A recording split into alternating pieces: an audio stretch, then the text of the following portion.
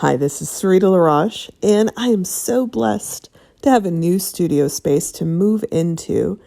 And me and my little assistant have been working hard unpacking all the boxes and inventorying all of our wonderful painting supplies.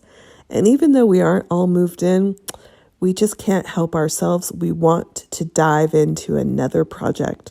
The holiday season's coming, and I have an idea for a special painting. I know exactly what wall I want to put it on. So let's get in here and let's make a beautiful mess together.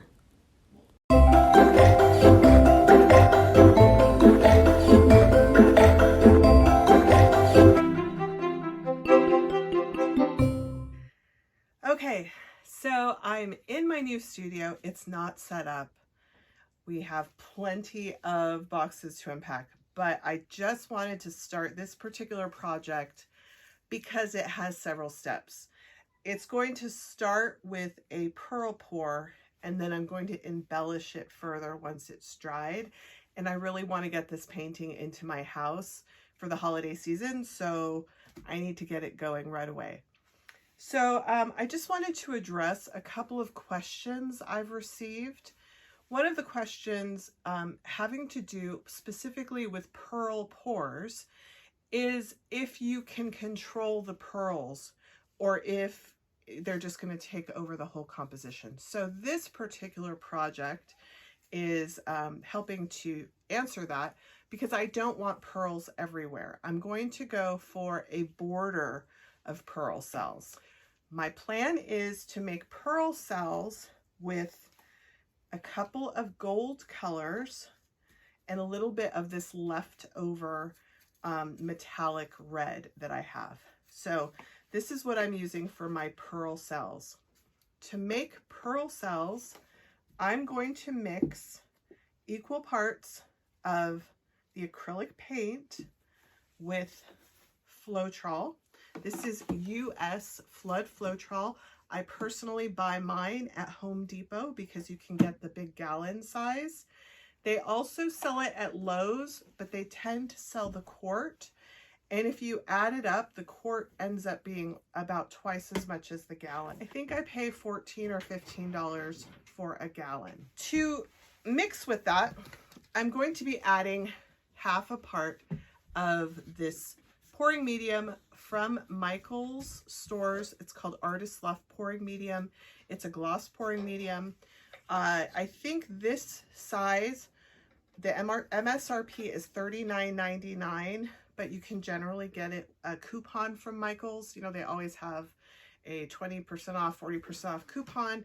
So I always buy it on sale, or Artist Loft often has like buy one, get one free deals. So I stock up. This is my assistant Solange, and she'll be in and out helping me today. So first, I'm going to lay down these pearl colors in the area where I want pearls, and I will leave the areas that I don't want pearls just white on the canvas. And then I'm going to mix up these different colors of red. I'm just doing reds today, and I'm going to mix them with Floetrol, about a 1-to-1 with Floetrol, depending on the consistency. For example, Lucas tends to be a little bit more dense, so I will use a little bit more Floetrol. It's a great paint. I have great experience with this paint. I'm also using Artist Loft, the house brand for Michael's, and I'm using Soho, which is the house brand for Jerry's Artorama. You can get these a great value whenever they're having a sale. So I will mix those 1-to-1 with Floetrol, and then I will liquefy them down with about a part of water. So these paints are going to be thinner. These paints are going to be thicker. These paints will go down first. These paints will cover them. And the difference of these paints having some Artist Loft pouring medium and these paints being thinned down with water, they're going to make a little reaction, and you're going to see some pearls pop through. If this is really your first time with me, Pearls are just a type of little cell that will pop through. So you have a little pop of color.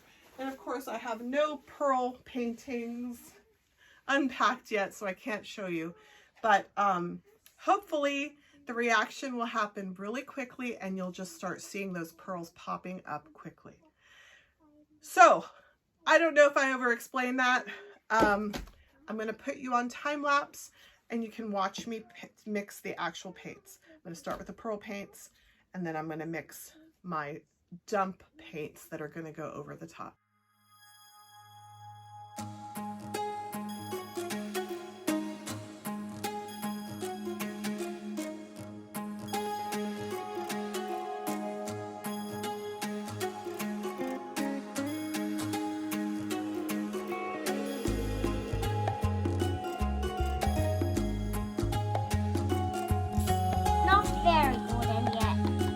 Yeah, you got to keep, but remember the Floetrol, because it's white, doesn't let the real glowing sparkle show right away. It takes a little bit. It'll always look a little bit dull until it dries, and then it dries dark. It's wait, my mom looks done. Oh no, you're mixing. I'm mixing. I'm mixing. So I just want to point out that this was leftover paint. It was Floetrol and it was a metallic red. It was a craft paint metallic red. And it is thinner than I like. I did add my Artist Loft pouring medium to it. And I'm going to use it the way it is. I don't really need a lot of these darker red cells in my plan, but I just wanted to point out that it's not always perfect. All right, so now I'm going to do my 4 dump colors. And I'm going to actually do it a little different because I don't know how much Floetrol I have in here. And I'm kind of showing you guys this because I don't always have it perfectly measured out. I don't always have it perfectly planned out. Today when I decided I wanted to work on this, I knew that I have a limited amount of Floetrol, okay? And I have a big canvas. You'll see it's a big canvas. So I don't need this because of what I'm planning to do. I don't need this particular canvas to be saturated in quite the same way, and I'm not looking for the same kind of fluid art interactions that I would normally look for, but I do need this to lay down a base color for me. So I want to make sure I have plenty of paint, and I'm gonna thin it out here in a second.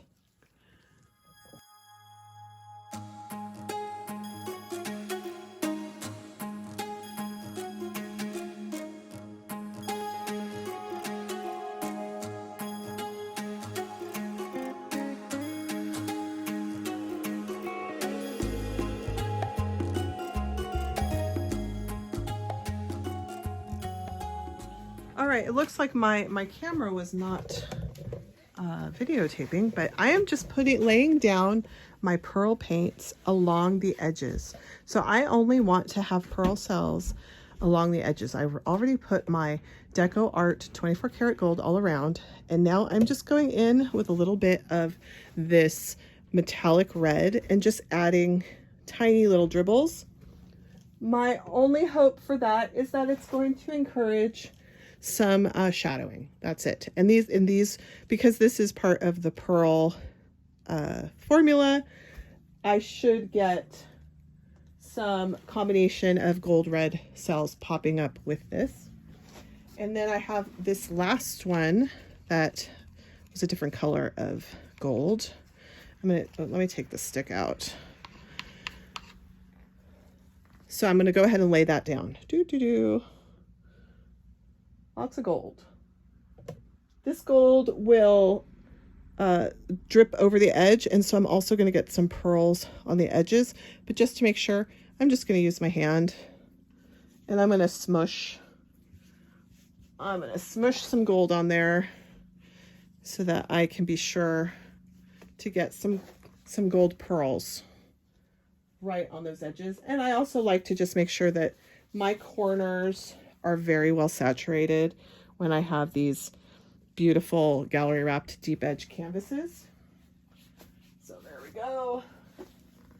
this particular canvas is a tiny bit bigger than my table. So I'm dripping onto the oilcloth beneath me, which I don't like to do because then I step in it. But if I'm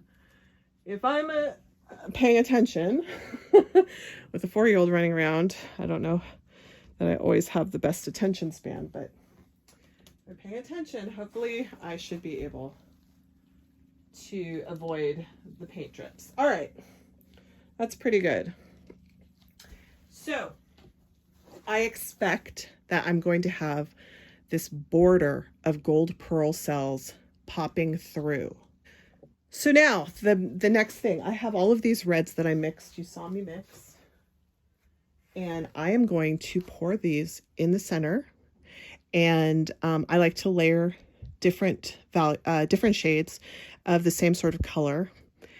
And I'm going to stretch that over the gold. So you're going to see all the gold disappear after I've poured all of these reds. So here I go. And I'm going to kind of do this random. Here we go. I want to try to keep most of the weight of the paint together. Otherwise it's hard to maneuver it where I need it to go. So it's mainly going to be in the center, but I want the different colors to kind of mix. Oh, I want to show you something. Let me pull you in here. Right there. There's a pearl cell forming before we even started this whole thing. So this is a pearl cell right here.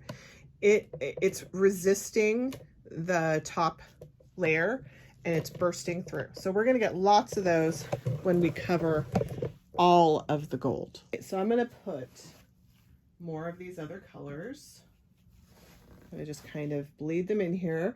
They look so similar when you put it, you know, when the cups are sitting next to each other, but when you see them together on the canvas, you can tell that they are actually different colors.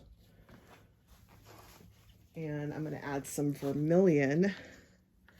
Lately, vermilion has been one of my go-to colors. It just has such a pop of, I don't know, brilliance, happiness, something. I don't know.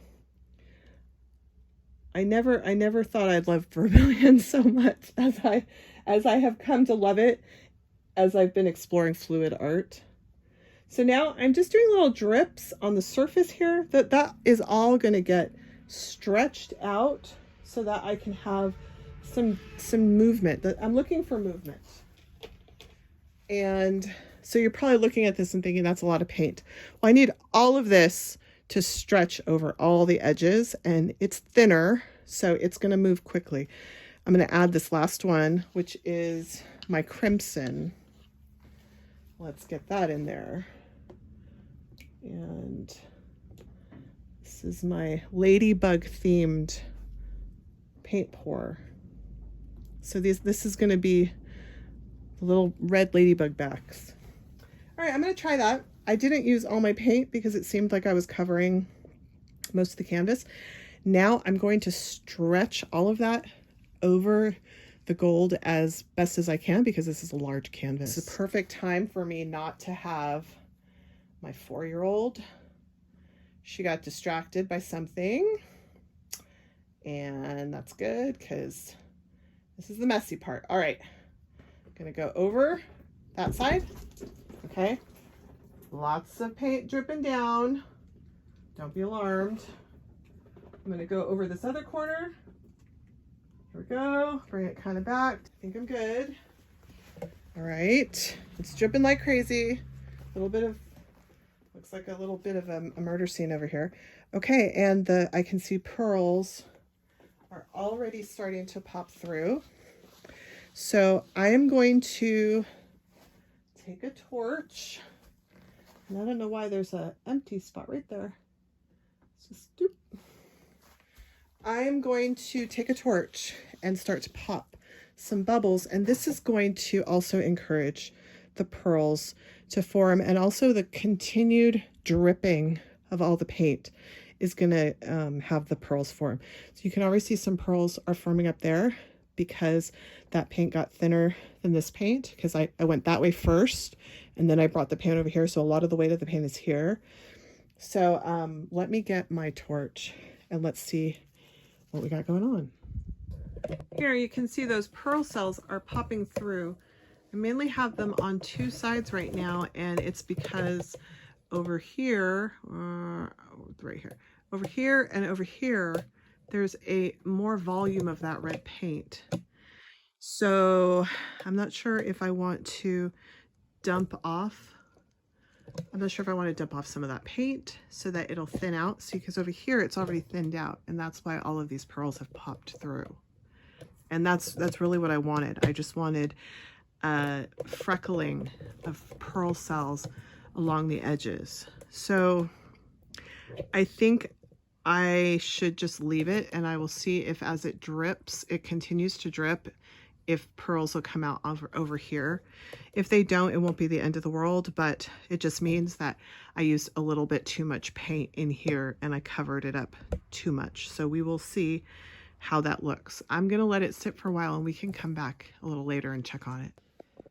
All right, it's been about 20 minutes and I have had some more pearls popping up, and it's so subtle, but here's that dark metallic red that I added just so that I had some variation in pearls, so that they just weren't all gold. See, you can see them in here. There's one right there. It almost seems odd to put red pearls when you have, here's some more of them, when you have a red dump color, but I just wanted lots of variation in the highlights and the shadows. So that's why I did it that way. I think I see a little chunk of something over here. Can you see that? Yeah, that's a chunk of something right there. So I'm gonna go get my tweezers, which I haven't even unpacked, and dig that out. It's really important, especially if you're using unstrained Floetrol, to check while it's still glossy like this, to see if you find any bits of Floetrol that have solidified. I call them Floetrol boogers. So I'm just gonna let this sit and we'll see how it looks when it's dry. So it's raining outside pretty hard actually, and in fluid art, that means a lot of humidity. So I was hoping that this painting would be dry today. It is drying. You can see along the edges, it's getting there, but there's still a puddle in the middle. And I'm really hoping it's not going to get delayed, because this little shed out here is not climate controlled. And if it takes too long to dry, what can happen is that the binders that I used, well, the Floetrol that I used to liquefy the paint can actually start to separate from the paint, which I've seen happen before. So I really hope that we can get some drying this weekend. We'll see. All right, so I'm out of my studio. It's raining and it's still humid out there. And I've brought my painting in to my desk. I have this huge desk. This is just really perfect for this. So first I just want to show you all of those pearl cells that popped up all along the edges. These ones are the ones that showed up strongest because all of the paint got pulled this way and they were revealed quicker. And also these, because I had stretched the paint this way and then stretched it that way. So these got revealed. These ones took the longest, and on first inspection you don't see a lot of activity, but you see a lot of the sparkle from the gold. Do you see that sparkle? That's from the Deco Art 24 karat gold. And so this painting took longer to dry than normal because it's very, very humid right now. And this area dried first, and eventually I was left with a puddle about this big, and it froze that night. So I just wanted to show you what happened because of the freeze. And you can only tell when you really get in there. You can see all those little micro cracks.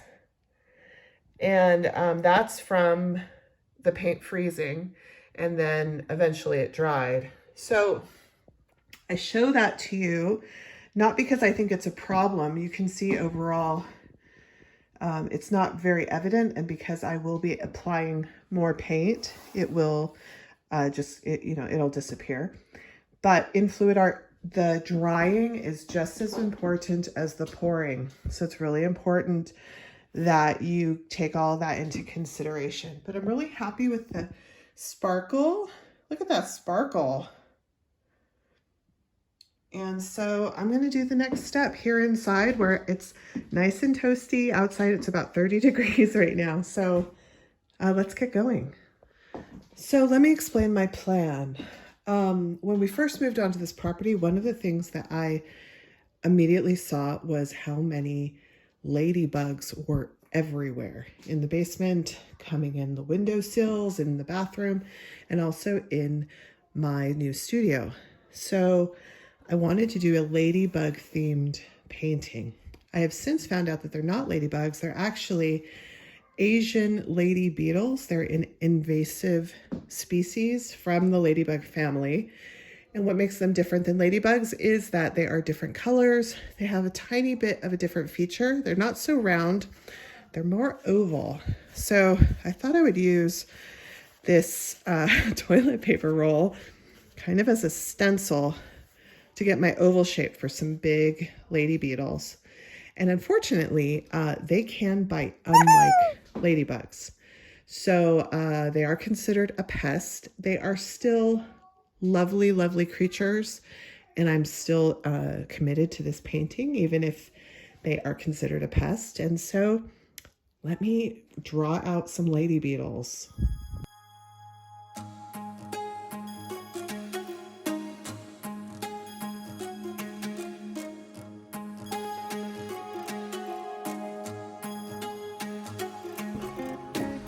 I just realized that I need some painter's tape, and because of the move, I don't know where anything is. There's a good chance it's in the basement. So I'm gonna bring you with me because it's kind of spooky. I don't want to be here by myself. You guys can be my witnesses. Look at this mess we have to deal with. All right, so we're gonna abandon creepy basement. We're really hoping that we can get this place in a manageable state so that we can actually use it functionally. All right, let's go to the studio. I am in love with North Carolina right now. Never ever dreamed that I would be here. This was not in the plan of my life, and we actually had planned to go to France for a sabbatical year, and then just like everything else in the world, France closed. So right in the middle of the pandemic, we landed in North Carolina. It was supposed to be a real short little stay, and you know what? It's been one of the best things to happen to me.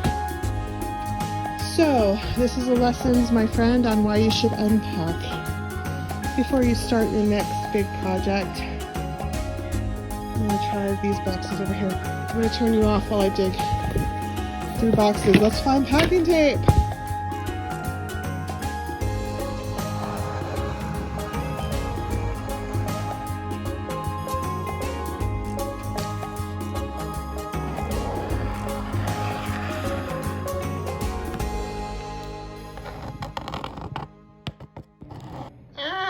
My Posca pen leaked on me. So I'm just gonna try to get some of the bulk of this. Luckily, we aren't at a point that this ruins everything, but crud.